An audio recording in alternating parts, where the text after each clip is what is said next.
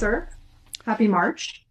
Happy March. It's been March. It's been March It's for a been while, March. Lise. It's been look. Spring is sprung. Is it sprung? Maybe Well, not. Not no, quite. Not no, quite. no, No, it feels like it's going on no. forever. This one. We had 80 degrees Fahrenheit one day, snow the next day. Let's Yeah. not talk weather. Let's not talk weather. I want to talk something even more volatile, uncertain, unstable, something we can't predict. That's it's worrying. it's it's ethics month. Did you know that March was officially the, I don't know, what do we call it here? The Well, in the US, National Ethics yeah, Month. Yeah. yeah. Can I just clarify National for Ethics Awareness. just to clarify for those of us who don't live in the US, National Ethics Awareness Month is a US. Not I'm Oh, just letting you know. What do you think the national comes you don't, means? no, no, no. But I assumed that, worldwide people Just care followed about and did ethics, what want you to did. be, We just oh, do what you stop tell us it. to do. Yeah, and that's where. Don't Yeah, start, yeah. don't start, don't start. So, here in the good old US of A, we ironically are going to celebrate ethics this month. It just feels like a minefield conversation. This just I feels like know. we're just. Let's focus on associations. That's what we are expert in. That's what we're here for. You and I have been on the front end of ethics training and board development and duties and care and conflict and recusal and all that training and education that we try to provide our boards. And we've also been brought in at the end when things didn't go well. When CEOs need coaching, when boards are searching for a new CEO, when the two sides can no longer trust each other. So we've seen it all. We've come in at the beginning. We've been brought in after it didn't all work. I was hoping that we could use this month's theme to brainstorm how this would work. If we could just design it ideally for an association. Imagine we are the executive directors and board chair of an association. How should and could ethics training and beyond ethics training, living as an ethical board, living as a board of integrity and Yeah. impact and vision, how does the ethics piece, we know it gets messed up, we know people are terrible at it, how could and should it work in your ideal world? Andrew Chamberlain, go. See, I don't. Well, before I answer that, I don't think people are terrible at ethics. I don't think they're terrible at ethics. I think there's a lot of language bandied about, Yeah. moral principles, values, standards. Yeah. I think I think it's a confusing landscape for people if it's not a language that you use, in your everyday, professional context. But actually, I Yeah. mean, fundamentally, we're just talking about being good people. But of course, I mean, Right. but of course, that's so subjective in terms of, well, how do I understand what is being a good person? Now, Correct. everyone comes to the board table or any team environment with their own perspectives, their own set of personal values and opinions and experiences and backgrounds. And often with a shared sort of, or rather with an assumption that we all see it the same, and of course we don't all see it the same. And I think that's why ethics becomes, because we don't have the conversation that says, "Hey, I actually don't see it the same as you." And I think that's where things really begin to falter. It's not because people are, I think, inherently bad. I just think it's that we're not very good at communicating. I think is fundamentally where the issue is. Well, and those all those different perspectives and layers and experiences and opinions, all of those are what make the diversity of a board special.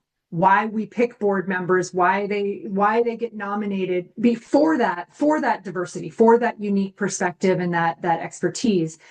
Where I find it falters, and when someone who may be well intentioned becomes someone who is conflicted or not serving the organization as they should be, is when they are now unable to see their own bias, or they're unable to see that that experience or that opinion is self-serving. To me, this usually boils down to self-serving, selfish, or unaware, possibly unintentional bias Yeah. that taint a board's business, a board's ability to communicate with each other. Because so often trying to bring this stuff up in a positive and proactive way still puts people on the defensive. It does. It really does. It really does. Because, and I understand why you're challenging. An awful lot of time, people perceive that you're challenging, well, fundamentally who they are. Yeah. And that's a difficult sort of pill to swallow if that's how it's perceived. It's really interesting. I've been talking a lot with clients the last couple of weeks about self-awareness, Yeah. and I think there's also, we talk a lot about, in leadership contexts, about the need to be self-aware and have emotional intelligence. I think people are getting confused around selfish, or let me rephrase this, that assuming that self-awareness is the same as being self-centered or focused on yourself. And I've been No, kind of, it's the opposite. well, exactly. If you're self-aware, one of the big challenges, one of the exhausting aspects of being self-aware is you understand you understand how you feel, how you perceive what is good practice, but you're also acutely aware, often painfully aware, of how other people are also feeling as well. And I think one of the big... Well, and that's what tips the equation. Self-awareness is about how you are received. Yep. And I'm developing what I call governance tough love curriculum. And I think we've tiptoed around this for too long, either because people aren't self-aware and we haven't gotten better at making them self-aware. But I'm working with more and more boards who appreciate my approach in that it's not about them. Get over yourself. You're not here for you. And if our training doesn't root itself in that, I think we often find boards that may be unintentionally biased, but they become unable to think about what's best for the organization. And that's what board training and ethics and governance all stem from, is putting the organization first. And I don't know, maybe they're lying to themselves. I don't know. I think, let's qualify this, though. This isn't just a board issue. This No, isn't just a absolutely not. governance issue. I mean, I like your And I know tough how love much you love approach. committees. I mean, Oh you my! are a huge fan of committees Oh, and how there's well they function. there's nothing I love more than a good committee meeting. 3 o'clock on a Friday afternoon. I love a good 2 hour committee session. You really get into it. It's just what I live for. Absolutely. With no one Yeah. on screen, with only one person on camera. That's right. And Yes, or worse, everyone on their camera, but clearly doing their emails while you're having, forgetting that they are on camera, which, quite oh, frankly, is good in and of times. itself, I think, in and of itself, is a demonstration of unethical behaviour. Because Oh, actually, yeah, I think when it's about conduct. yeah, Ethics is about conduct. It's about how you perform. It's not just about you're right. your decision making. It's not just about your willingness to be accountable. It's not just about integrity. It's about how you perform as an individual, how you perform as a group. And I think, simple things like that actually, to me, demonstrate a lack of ethical behavior. Let me give you an example this week, actually. Oh, When you said to me, "Oh, you suggested let's talk ethics," I think the first thing that sprung to mind is I was invited to put in a proposal for a governance review, and I did, and I had a really good conversation with the executive director of this association, and they briefed me, and they sent me. Go on, your hand is up. who was asking for the governance review? The board or the executive director? Just The real board, quick. the board was asking. Well, let me Oh, clarify even further. The executive committee of the board was asking. oh, okay. All right, great. Yeah, Important yeah, context. Thank yeah, you. yeah, Please yeah. proceed. And so so I had a really good meeting with them, and they briefed me, and they gave me an RFP, and which is unusual in a UK context. This was a UK association, and it's really unusual to get a formal request for proposals in the UK. It's not. Especially after you've already submitted a proposal. It's not well. Normally, you just get word of mouth. It's like somebody wants you to do some work and have a chat, and then you end up writing a proposal. But to actually go through this sort of structured process is unusual. So anyway, so I put it in.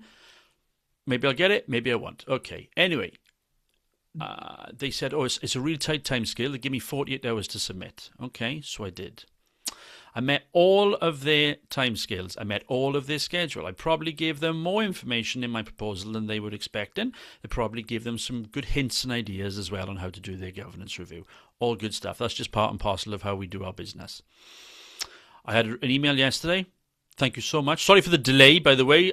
Even though we only give you a 48-hour time limit, we actually delayed letting you know by 10 days the outcome. And it just said, we're going to go with someone else. All the best. And it literally signed it off, all the best, and then the executive director, and that was it. And I went back and I said, okay, not cool. Well, win some, lose some. That's cool. I'm fine with that. That's just part and parcel. But could you give me some feedback? And I've been met with silence. Now, that screams unethical practice to me. As a supplier to the sector, as a professional in our sector, that is an ethical performance. And I think that example there, that executive director, the way they have performed, reflects a bigger issue around ethical conduct within their organisation. Probably one of the reasons they need a governance review in the first place. But I have some more questions. Yeah. So where you're taking me here is that it's not just, you're right, conflict and following the rules. It's how you conduct yourself. And this is not just about the board. It's about the executive director. And there's a holistic culture of ethical behavior. And, but I wonder here, is this more inconsiderate than unethical? I think it's unethical because ethics is about is a key aspects of ethical behavior around trust, reputation, integrity.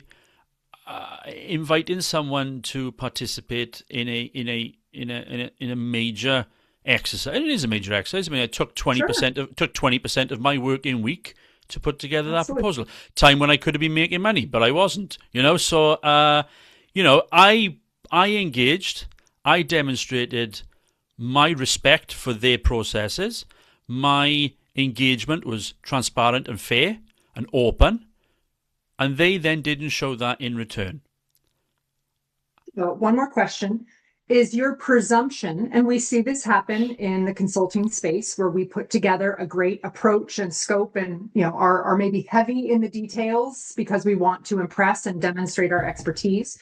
Is your presumption that they are now taking this and they are going to do this for themselves? I suspect so. Okay. I have a sneaky feeling. So we know, our audience knows, the Association Transformation family knows of your grump. Are you sure this isn't just about being upset you didn't get it?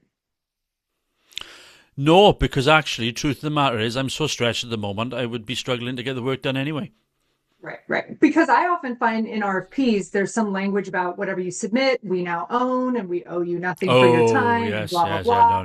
No. RFPs are more common over here, but I hear what you're saying. And to bring this back to board work, I'm trying to imagine what the ideal scenario would be. And I think when you nominate, when you create a committee, there's something within that charter or within that nominating form about how you conduct yourselves so that we're not just waiting to be punitive when someone does something incorrect or someone performs or behaves poorly.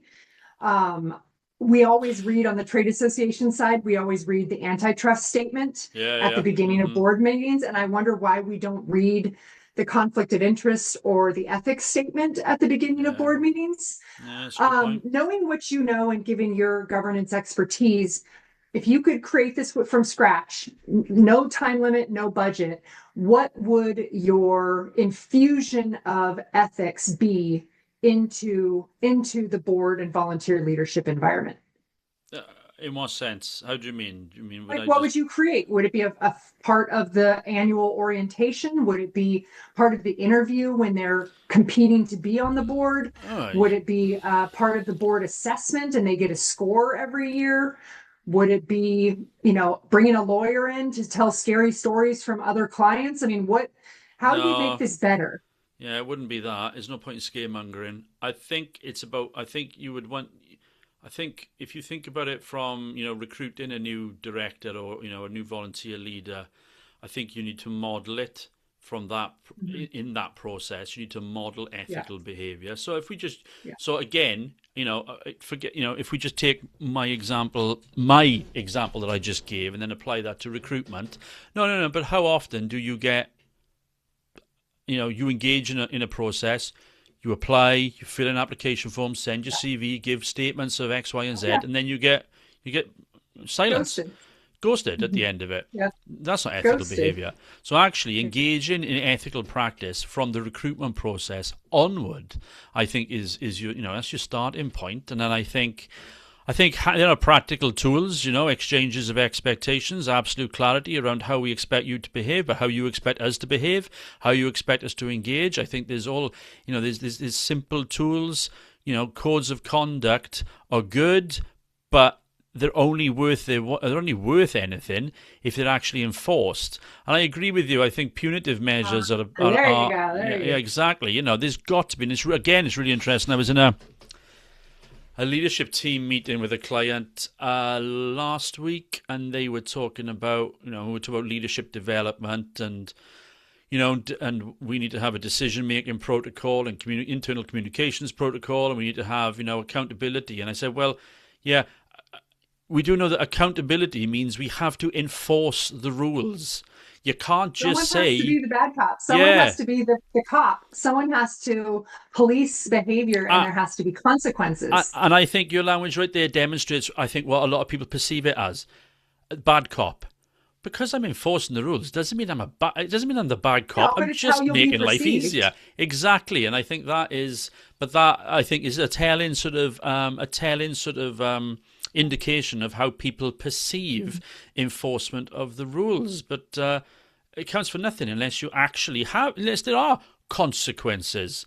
I mean, how often do we sit and just despair when we see, volunteer leaders who really should have been kicked out of their positions a long time ago? Senior executives who Well, should have been kicked out of their positions a long yeah, time ago. yeah. And I think we do have experience with these volunteers. It's very rare, or I hope it's rare, for someone to be a member and go straight to the board. Usually there's some pathway of volunteerism, Yeah, committee, yeah. task force, whatever. We have experiences with these volunteers. And if through their choices and their behaviors, we see, we should see what they show themselves to be. And I think recruitment, you said your first step was model the behavior. My first step is recruit and nominate accordingly. And don't presume people are going to get better at being volunteer leaders when they get to the board. They're showing you who they are along the way. Yes. And training and education and orientation and onboarding can only do so much. I think there is a difference between kind of the inconsiderate jerk, lack of self-awareness, kind of poor behavior and unethical behavior. And so Yeah, yeah, I yeah. don't I want mean, I to mean, be unfair as to, oh, someone was mean to me, or someone well, interrupted me, or someone didn't respond to my email. Like, I think there are you better there not be are you better not be shades. belittling me there. You better not be I'm belittling not. me. It sounded a wee bit like you dismissed me then by saying, "Oh, someone didn't respond to your email," because actually that isn't what my you example was about. you So you were in a better not be doing that. transaction with that person and You they better did not not be. hold up their end of Yeah, the yeah. expectation, the Hmm. relationship, the commitment that you gave to them, and they would then respond to And you. I I and get. I think what all of this exemplifies is structure. And what I mean by that is, you're right. Training doesn't do it all. Uh, enforcement doesn't do it all. People fill gaps when they perceive silence and they don't know if a structure is missing. If they don't know how they're supposed to be performing, they will fill gaps with how they think they should be performing. Yeah, yeah. And And you're right. Some people are just morons, and you're never ever going to, they're just going to be idiots, and you just have to that's a separate issue to deal with. And some There people are are, idiots, there are morons, there are jerks, those things exist. We can't policy yeah. and procedure our way out of that. No, exactly. And some people's moral compass does spin wildly out of control, and they just do have to be given the boot. No amount of structure or system is going to improve who they are as a human being. But I think an awful lot of time when we see unethical behaviour, it's unintentional because people are filling gaps that they maybe don't perceive, what they should be doing. And I think one of the things people do cry out for is, give me the structure. Tell me the rules. What's the rule of the game? Tell me the rules of the game, and I'll play by those rules. And once you kind of get that laid out for them, people are responsive because it removes a pressure, it removes an inconsistency and uncertainty. Gets that out of their head. They can move on then with the rest of it, the rest of the job. So if so much of this hinges on compliance, accountability, consequence, and modeling the behavior consistently from one board to the next across every committee, where do you recommend that should there be a separate committee of ethics and conflict resolution? Is that the executive committee? Who is the one to be the arbiter of enforcement? Accountability. I think it's a lead. What's the best practice? Yeah, I think putting it into a committee or a working group or a subsection of the board or whatever, I think it almost creates it as a kind of separate subject, if you like. Something it's a standalone matter that akin to. I don't want a Supreme Court within my governance structure. Exactly. I think this is more about this actually points to. And this is complicated. It's not easy, but you need to. It sits in. Actually, it's more than that. It's the foundation of your leadership culture within the organization. It's the absolute foundation of it. In the bylaws, in the governance manual, because I want to figure this out tactically. How do if I'm having challenges or I want to prevent challenges moving forward, when an issue needs to be reported, we write whistleblower policies all the time. Yeah. Where does the conflict get elevated to? Who handles the escalated behaviors that need to be addressed? What is that? Is that the executive committee? Is it the executive director? Does it depend on what the issue is? It depends. I think it depends on. I think it does depend on who it is, isn't it? I think crucially, though, what you're identifying is you need to have an escalation process. You need to have that narrative that says, actually, this is what's happening. Right, because your reaction can't be emotional. No. Your reaction has to be systematic. And hey, X has occurred or X has gone off the rails. This is now the steps that we take. Which then is just part of it's embedded in your risk management system. It's because you're effectively, someone's unethical behavior is a risk to your organization. It's legal, it's a risk. It's a financial risk, it's a reputational risk. So sit it there, put it in there, model it through the leadership culture, manage it through your risk management system. And I know some listeners. Where do you have people? Where does the risk management part live? Where does that live? Bylaws, this is it. Manual. Again, I'm asking these questions because this is what an executive director who knows they don't have this covered anywhere. I was going to say, I know there are some listeners going, "Oh, risk management system. Oh." We should have one of them. What's that? Never heard of that. Yeah. So where does that live? What, your risk register, your system? Probably, if you've got one, your chief operating officer probably controls it, doesn't own the risks. Strategic risks are owned by the board. Operational risks are owned by the executive. Probably leadership risks, cultural risks are jointly owned between the senior executive and the board. So that document, that language that just assigned that jurisdiction lives where? Because I'm thinking about the 3-person staff where no one has a chief in their title and they are equally at risk of the same things we've described, but they have less capacity often or less infrastructure in place. So boiling this down to that 3-person, $2 million staff, You can still have a. You Where can does it? still. Well, then in that case, if that's the size you are, whomever is running that office, be it the chief operator, if you've maybe got a COO running the office, you've got an executive director running it. It sits. They have to in something as small as that. They would own the risk management framework and the thing and scale, the size and scale of your organization doesn't mean you shouldn't have a risk management framework. You still have risks, and the risks will be proportionate to the size of your organization, which means they could still bankrupt you if you don't manage them properly. So I would say that sits at an operational level, that sits with whomever is the most senior team staff member in somewhere as small as that.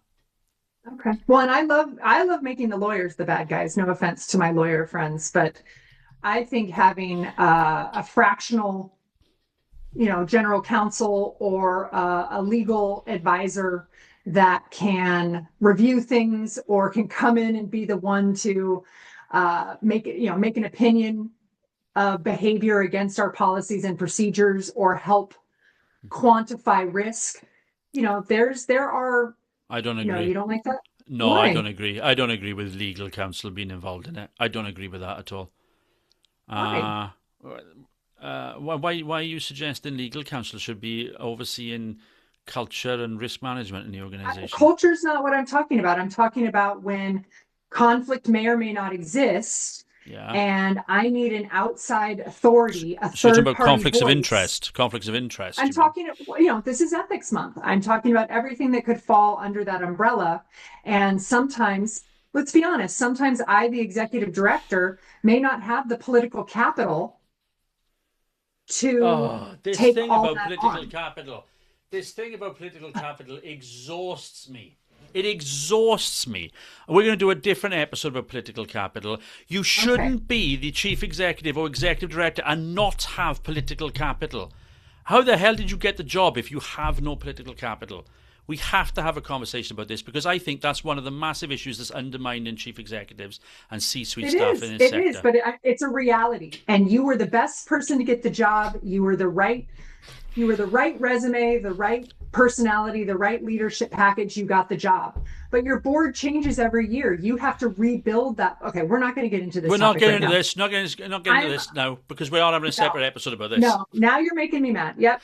So No, ethics I'm month. making you mad. Oh, You're you making just me. flew back and had. Okay, let's not fight in front of the children. It's ethics month. This is, should we get each other gifts for ethics month?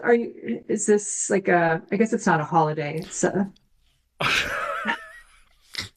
You mean you didn't send me these ethics flowers right here? These were not from you for ethics. No. Who did that? Who did that? Oh my God! How? You know what? Because I was wondering. I bought them for my damn self, okay? Because I thought it was going to be spring, the weather was getting nice, Yeah, I and now know. it's cold outside. So, well, we didn't solve this problem, sir. We I think haven't created the perfect approach to infuse an ethics culture into your board or into your organization. I disagree. I disagree. I think there's lots. I think we've explained lots of different ways to do it, but not one size fits all. In fact, one size fits none. You've got to create a system, a structure, a culture around ethics, a code of practice that is proportionate and relevant to the size and scope of Yeah. your organization. I think you have to, although I think it is fundamentally, yes, it's fundamentally about behavior, but actually what undermines it is communications. And so if Correct. you don't talk, I don't care if your code of ethics is just 3 bullet points. We'll be nice to each other, we'll keep talking to each other, and we won't break the law. All right, okay. That is not ethics. You That know? is Yeah, but it's enough to get, it's enough, just enough to get you started talking about it. It's enough to get you having a conversation about it. I understand what you're saying. And we recognize that the culture, the soft skills, the humanity of this, and then the accountability and the enforcement of it are the hardest pieces. Writing the policies and procedures is the easy part. That's Living easy. it is the hard part. And we haven't even spoken about social responsibility yet. Oh dear God. All right. Can we save that? I'm exhausted. Because from an organizational perspective, absolutely, but from an organizational perspective, social responsibility, addressing broader societal impacts, social justice, climate crises, Correct. environmental management. That's a big piece of an organization's It ethical absolutely is. practices. And I put my lens, my hat on of a 3-person staff with a $2 million budget and too much scope creep already. So we can talk about social ethics and social responsibility in realistic terms on a different episode. Yeah, okay, let's Oh, do it. Let's do it. keep Well, no, breathing. we do it. Well, we can keep talking about it. I don't. I know. Look, I ran an association with only 3 people, and I've run associations with many, many more than 3 people, and I just think, let's not get into it. Let's not get into it right now. No, Let's do a separate podcast it's episode. about measured expectations. It's about Yes, setting 100%. goals for impact that are 100%. achievable and realistic. That's all I'm saying. 100%. 100%.